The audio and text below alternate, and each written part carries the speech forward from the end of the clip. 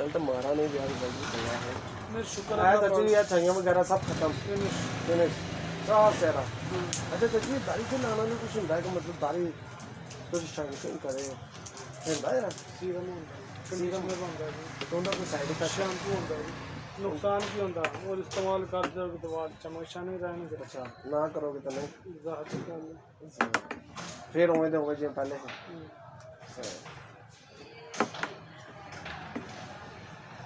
और शैम्पू होएगा तो क्या तो साइपार तो चाल लिया जी साइपार चुगिया तो बड़े कार आने भाई इन्हें जेरे काले निकल गए यार बस ना अल्लाह पाक दा करम है कोशिश करी दी है कोई भी चीज़ लैके जाने साढ़े कोलों उन्होंने रिजल्ट बस ताकि पानी ला सकते पत्ता वाली वाला दा पानी नहीं लगती महंगी पै जाएगी तो जल्दी खत्म हो जाएगी हथ पैर वाली जी क्रीम होनी थोड़ी हार्ड है वो फिर जो उन्हें रिजल्ट दिखाना होगा फिर नॉर्मल बच्चे के हिसाब नाल बेचारे हिसाब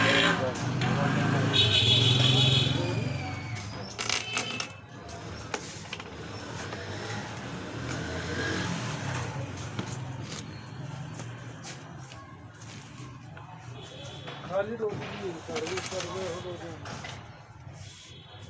मतलब यही रोटी है खुली नहीं है सारी पूरा कुछ नहीं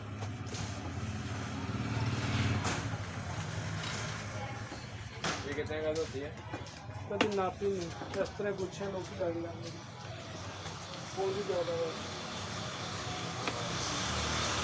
कभी अपने सच्ची में जमीन 1400 भी बनी एंड 2300 भी बन जाएगी एक क्रीम और ऐड होगी क्रीम भी ज़्यादा हो जाएगी और एक कैप्सूल पैगा यार और डबल रिजल्ट होगा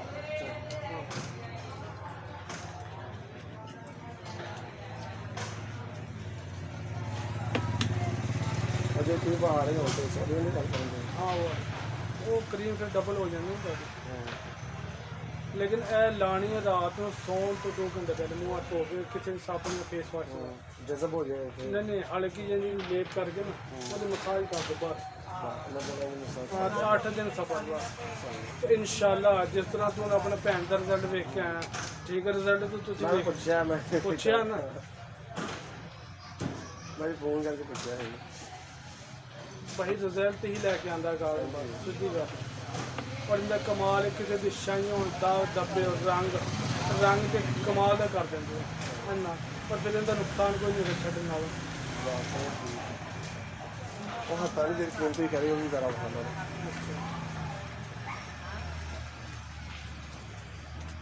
ना है तेरा पर सारी दुनिया है पर आदमी इन्हें तो देखा सारे मुझे पर ये गाड़ी में चोड़ पड़े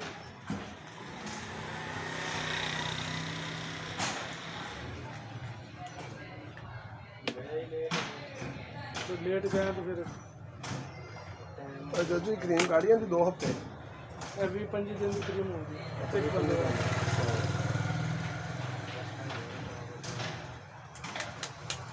मतलब महीना ही ला लो शायद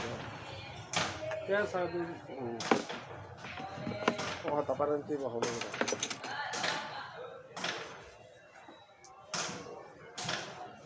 जब आएगा ना लिया चिड़िया गोल क्रीम